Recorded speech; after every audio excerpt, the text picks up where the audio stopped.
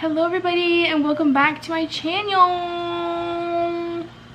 Look at my bad ass dog. Get down, Junie. June. The day that you guys are watching this is going to be the 4th of July already, and the 4th of July is not a major holiday for that reason anymore. It's my 1 year sober. I can't believe it. It went by so fast. Like, am I tripping or did it actually go by that fast? Like, the fact that I already have a year. Like, and someone told me in rehab too. They were like, watch, once you're a year sober, you're gonna be like, you get down. You get down. Someone in rehab was like, once you get a year sober, you're gonna be like, where the fuck did the time go? How is it already a year? And they were fucking right, because look at me now. I can't believe it. Anyways, if you guys don't know,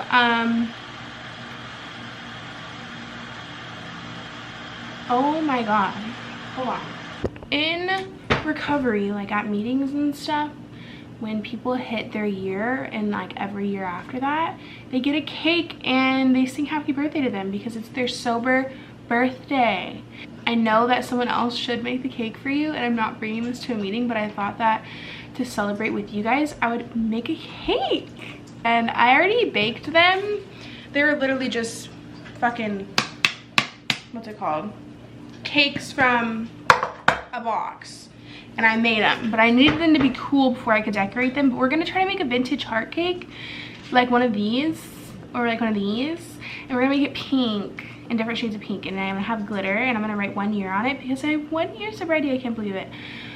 I'm just so thankful, and I'm just so glad that I've shared this part of my life on the internet with you guys, because the feedback that I've gotten from you guys and the support and the love is like, I swear, y'all, and I'm not just being corny, like it genuinely keeps me going in my sobriety. Like, I know that maybe that sounds corny, or I'm not being so serious. Like, the times where I'll want to relapse or I'll think about it, I like think about how I've told everybody and I've inspired people, and I've just shared that story with you guys and that part of my life with you guys, and just like, not that I'm scared you guys would hate me or be disappointed, but it just holds me accountable. And I'm like, I don't want to let these people down. Like, I don't want to let these people that have supported me and loved me so much down. Like, I can't do that. Like, you know, I have my family, I have my friends, and people that I would hate to do that to too. But now I have you guys, and that's a lot of people that are counting on me to stay sober. And at times it feels a little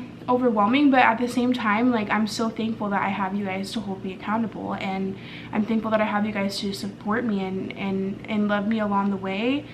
And I'm just really thankful to have you guys, and I wanted to celebrate with you guys. And I know that I usually post on Saturdays, but since the 4th of July is a Tuesday, this is just gonna be posted on a Tuesday. But I'm just so thankful that you guys support me with my sobriety and love me, and don't ask too many questions, and just support me, and just don't even question it. Like, I can't thank you enough. There's the people that are just constantly like keep up with me, check on me. Like, when I don't post a video, they're like, are you okay? Just knowing like what's going on with me and stuff, like, I just appreciate it so much. And to the people that I may have inspired or, you know, helped get sober from me being so honest and open about what I'm going through, I love you so much, and I'm so proud of you. And if you're thinking about getting sober, you can do it, bitch. If my crazy ass could do it, trust and believe you can too, if it's something that you want to do. Not pushing sobriety on anyone. If you have fun doing that and your life is not unmanageable, go for it, bitch. Have all the fun you can. Have fun for me. Do it for me. Thank you. I'm not being sarcastic right now. Like, have your fun, please. But I can't, because I'll be dead in a week. Okay, let's just say that. 2 little heart cakes. I'm gonna make it 2 tiers. This one's strawberry and this one's vanilla.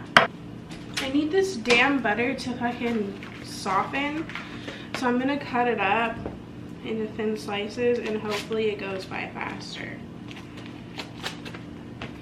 Because OMG, goodness gracious, already making a mess. Oh, look at the sunbathing baby. He's sunbathing. Oh, June, do you love the sun? Junie.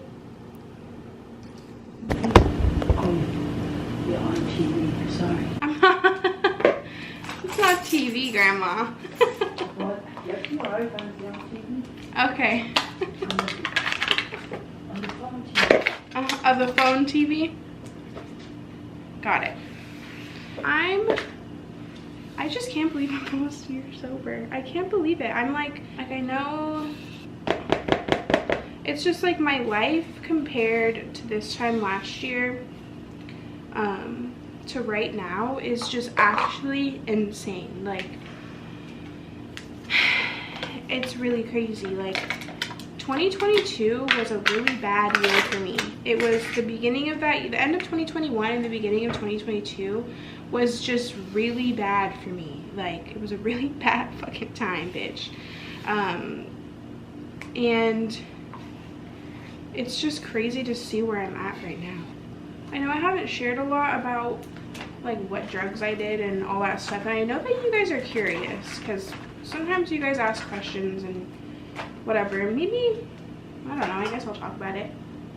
So if you didn't know, I'm sober from drugs and alcohol, so I don't drink anymore either, because that shit was ruining the fuck out of my life. Because let me tell you, the reason I can't drink, well, to be fair, when I drink I won't stop, but I think that's something that I've known for a while.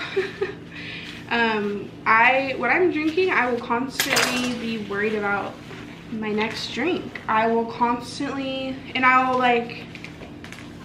will drink and drink and drink and drink and drink and drink and drink until I physically am like not conscious. Like, I'll be blacked out and like asleep,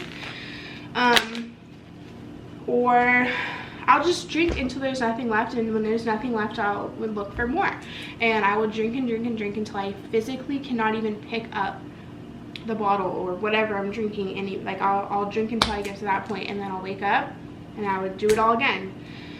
It just would never stop. I never knew when to stop. There was no limits. Like, once I got going, bitch, no stopping me. None. So that's obviously, alcohol in itself was an issue for me. And it's crazy because I spent like my whole, since I started, this needs to like go in the microwave or something. It's pissing me off.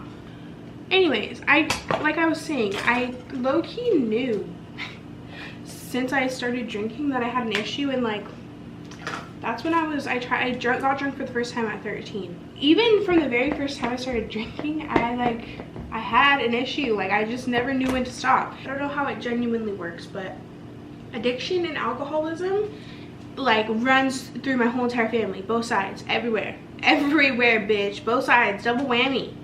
Mental illness and drug addiction and alcoholism just is pumping through my blood. Like, even before I was even put on this earth, I stood no chance of being normal, okay? I stood no fucking chance. You know what? That's actually not true. My oldest sister, Kristen, she's a normie. The rest of my family, no. Me and my other sister, no. But Kristen, she's a normie. She can just drink one beer and like be fine. I don't know how that happened. So I guess it's the luck of the draw. Me and my sister, you could say that we were the luck of the draw, or we were the unlucky luck of the draw. The unlucky luck of the draw. What the fuck ever, bitch. It was pumping through my blood before I was even put on this earth. So, like I said, the second that I took a drink of alcohol, or the second I took a drug, it was bound to be an addiction, because it just is who I am. It's who my dad is. My dad's sober now. He's been sober from alcohol since 2008, but luckily my dad had been sober since 2008 from alcohol. He's been sober for almost 3 years from opiates too, but what, Stinky? But my dad had kind of already shown me the way. My dad kind of already had shown me the way of like recovery from alcoholism and addiction. So like, I had a good example, and I knew that it was possible. So I'm really fucking thankful for that. And my sister also too, my sister Kelly, did you hear that? He farted. My sister Kelly is in recovery too. So like I said, I was kind of just shown the way, like from my dad and my sister. and I was just shown that it was possible, and it gave me hope, and it gave me a really supportive environment at home, which I'm really thankful for. I'm gonna just put the tiniest bit of that in there. That's a good shade of pink for me, and then we're gonna make all the rest of the shades of the pink a little darker. Gotta do a cooking bucket book. Say your hand, little break it down, bitch. Let me see, back it up. Okay, look at that. Gorgeous, gorgeous, gorgeous.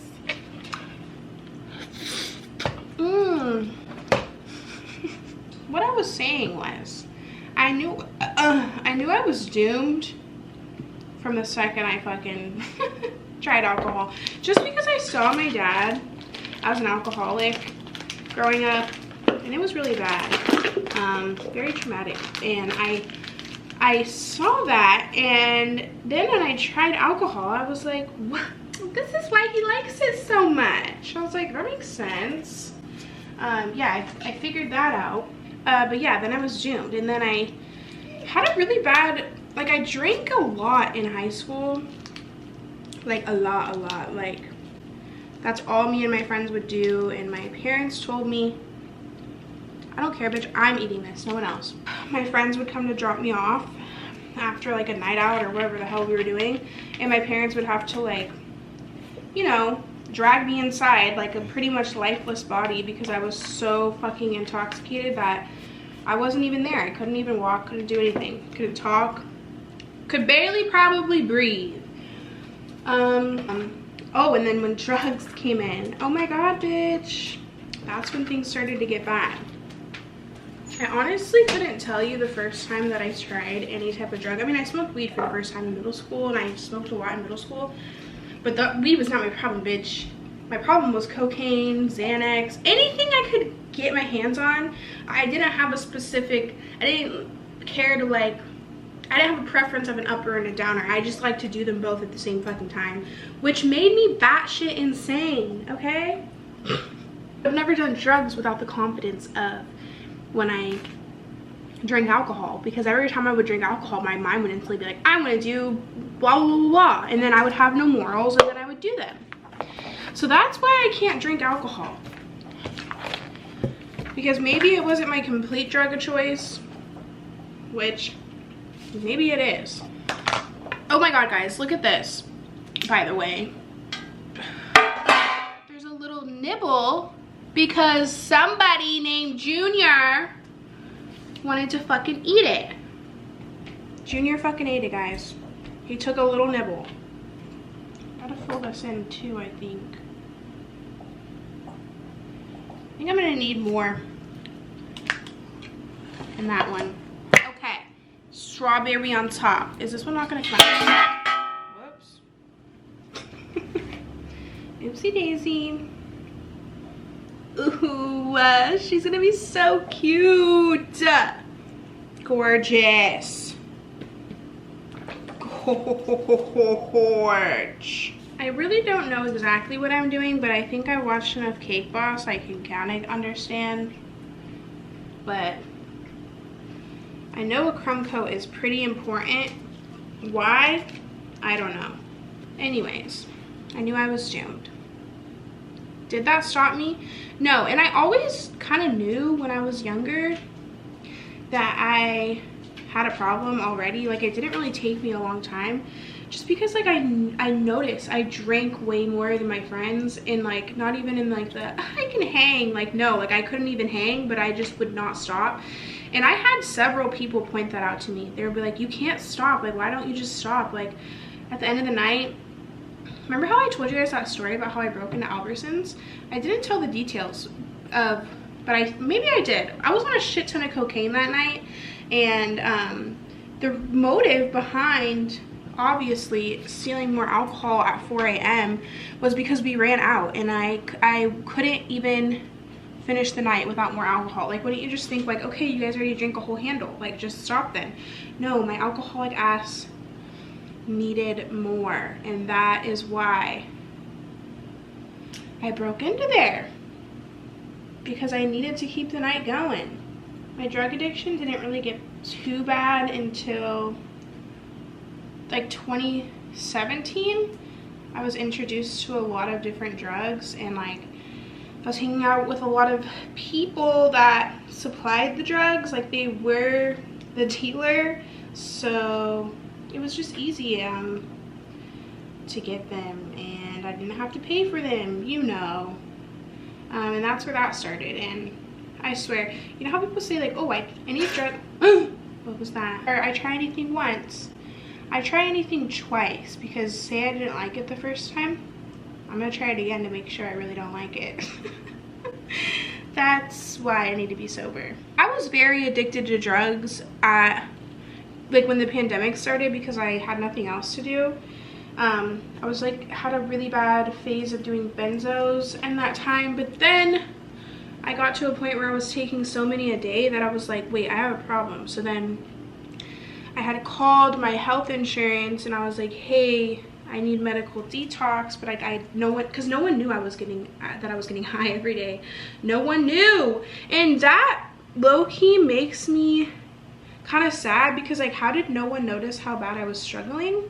But at the same time, I'm really, really, really good at hiding when I'm doing really bad, unless it's like so bad that it's showing, which is like rare. And that's why that only happened a couple of times, when everyone was like, whoa, what the fuck is wrong with you?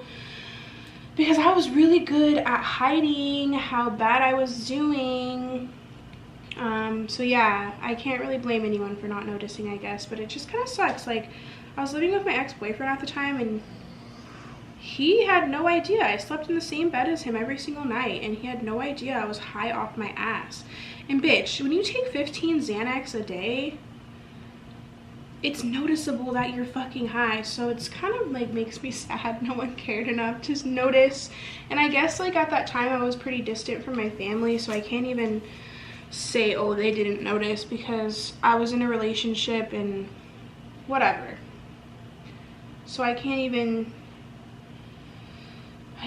say that they weren't paying attention, because my family loves me. They know when I'm doing bad. They help with everything that they can do. But anyways, 2021, it was very bad. But then I got sober from benzos, and I ended up calling them and my health insurance, and I was like, dude, I need to get off of this, but I don't know what to do. I can't go inpatient at detox because no one knows what I've been doing, and I need to keep it a secret. And the lady was like, well, we can taper you with Klonopin at home, but you need to go tell someone. And I was like, what? I need to go tell somebody what the fuck is going on? I was like, fuck no. And then she was like, well, then you're gonna have to, then she was like threatening to call somebody, and like, it just would have been way more terrible if I just kept it a secret. So in that moment, I called my mom and I was like, hey girl, like I called her in the room with the lady still on the phone. And I was like, Mom, I'm so sorry, but I just wanted to tell you that I have been in really bad addiction for the past, I don't know, it was like probably 7 or 8 months. And I need to medically detox because I want to stop. Like, I don't want to do this anymore. My mom didn't ask no fucking questions. She literally was just like, okay, what do I need to do? She went and picked up the prescription from the pharmacy for me, and then she gave me my medicine and checked on me like every 15 minutes. Got clean from that, but I was still drinking. So I said that I got to 6 months clean from pills, and then comes the end of 2021, and well, that's a bad time. I get cheated on and I go crazy, cuckoo crazy, because I'm so sad. It was the worst time ever and I just wasn't okay. And then I relapsed on the pills.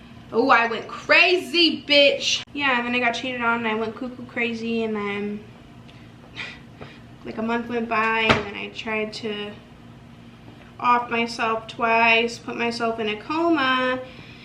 Just was doing so terrible. If you guys don't know, I have borderline personality disorder, and my ex was my favorite person, and when all that happened, I went cuckoo crazy. Like, it felt like it felt like the end of the world. Like, I was not okay. I was really, really terrible. When I think back, I laugh now, but in that moment, oh my God, bitch. I think that what happened was, I try to make sense out of things.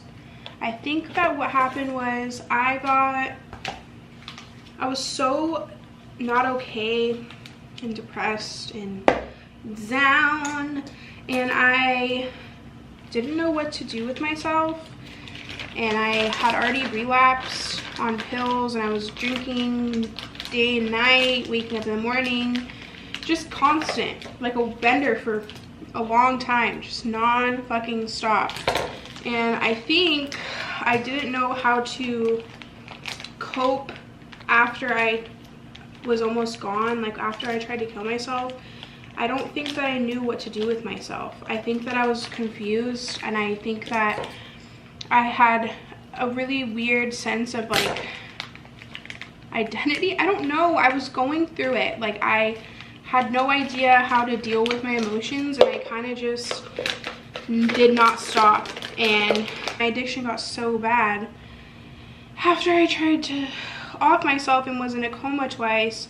I just was very lost. I didn't know what to do. It was probably the most intense thing that's ever happened to me. I didn't know what to do with those emotions. I just was not okay. I didn't know how to deal with life. I didn't know how to live with myself every single day after I put myself and my family and the people I love through such a traumatic experience. I didn't know what to do. I hated myself.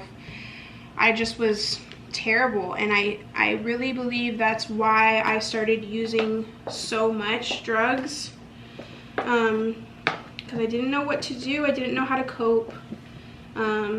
So from December until I went to rehab for the first time in May, I was just going ballistic. I was going crazy. I didn't know what to do. I was not okay.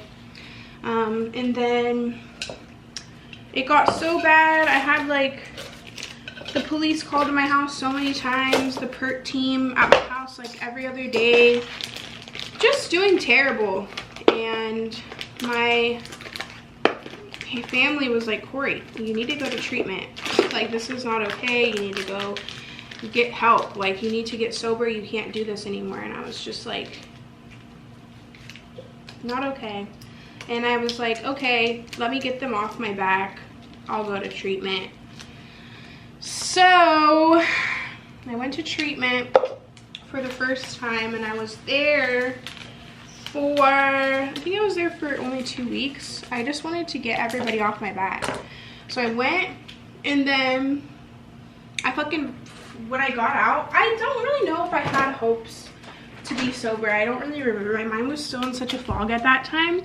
And then when I got out of rehab, I just was like, I didn't really have any idea in my mind that I wanted to stay sober. I met this girl in rehab, and we were just trouble together, and we hung out all the time, and then we started using again behind each other's back. I went to the car wash and I found a bag of cocaine in my fucking car when I was on my 3rd day out of rehab, and I was like, OMG. And I did that shit. I did not even wait. I didn't even question shit. I did it immediately. And after that, it took 3 weeks. 3 weeks. 3 weeks, not even a month, for me to fuck up everything so bad. I fucked up so bad. I was doing drugs I never did before, and I'm talking bad drugs like meth and heroin. I was doing terrible things. I don't know if you guys are familiar with the big book of AA, but they talk a lot in there about many people have tried, and then it's followed by an even worse relapse. Those are not the exact words, but pretty much just saying, like, after a period of sobriety, then you go back out, the relapse is worse. And it is true. It's true. I think that I really proved to myself in those 3 weeks that I was very much an alcoholic, and I was very much an addict, and I needed to stay sober or I could die.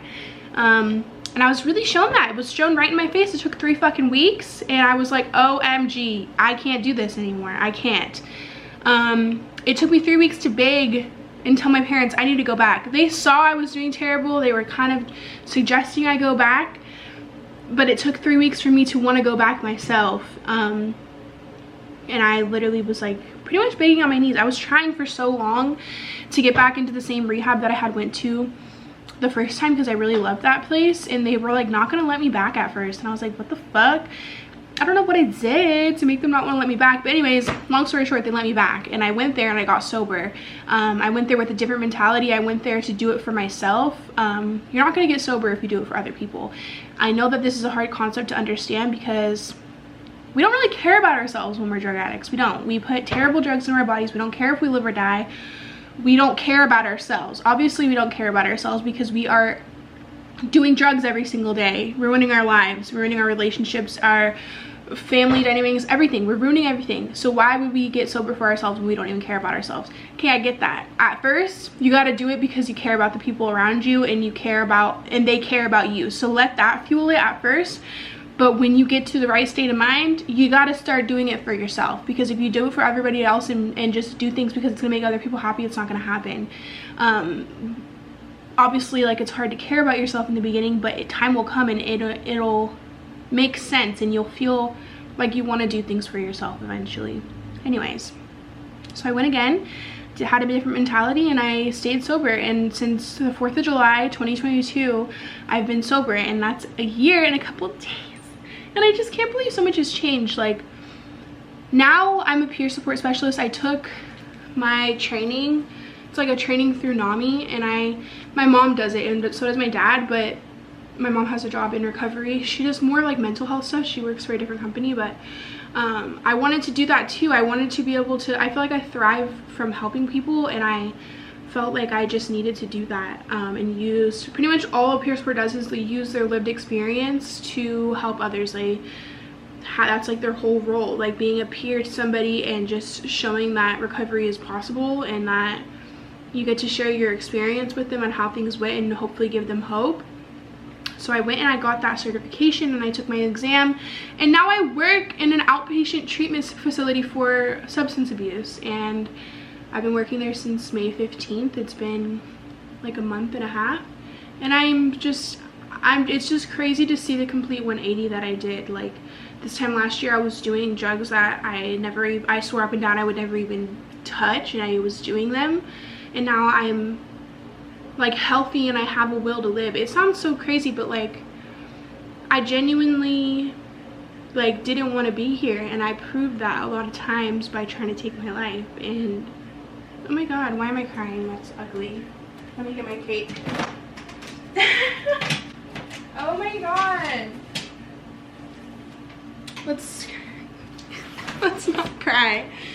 I just proved that a lot of times that I didn't want to be here, and to wake up every day and not want to not be here, and like work every day to try to be a better person and want to be a better person, and like at the end of the day, like go to bed and not be so fucking like hateful towards myself, and like actually love the person that I'm becoming, is like, that in itself is like, I'm just so thankful that I'm sober now so I can experience that. Anyways, I don't want to cry. Ew. I'm just thankful. And I wouldn't have been able to feel this way if I never got sober. That's just the truth. I would have never felt this way. And for that, I'm forever thankful. It's hard. Oh, gosh darn it. Anyways, this is hard. I know it's gonna be hard, but I can do it. Just like sobriety. I knew that shit was gonna be hard, but I could do it, and I did it. I freaking did it. I mean, I still have my whole life to go, but I've done it this far. But I can't let that prove to me though that I have it down, because I don't. Anything could happen any fucking day. But, and I'm not saying that being sober like completely cured my mental health, because trust and believe, bitch, I have borderline personality disorder, okay? That shit is not going away. I mean, I medicate myself, and I, you know, I don't medicate myself. A psychiatrist medicates me, but I take my meds. Whatever. It's made life more tolerable. Drugs and alcohol made me batshit insane, and being sober, I have a sense of clarity and hope that I didn't have. I definitely still have my off days though. Oh my god. Is that falling down the side? Better fucking not be. Okay, that's cute, that's cute. Okay, she's cute. Okay. OMG. I finished it. She's kind of ugly, but I only have a little bit of time to show you guys. 1 year. I'm not the best with writing, but look how cute she is. OMG. I love you guys so freaking much. Thank you for watching this video and listening to my story and being here for my sobriety journey. I love you guys so much and I can't thank you enough. I'm trying to go fast because my camera's gonna die, but be good to your freaking brain. I'll beat you up. I love you so freaking much. I hope you have the best day ever, and I will see you on Saturday. I love you so much. I'm so glad that I'm alive to celebrate this with you guys, and I'm so thankful for you guys, and I genuinely couldn't have done this without you, and I know that it's probably hard to understand, but it's very true, and I'm gonna run out of time because my camera's blinking at me, but I love you. Be good to your freaking brain or I'll beat you up.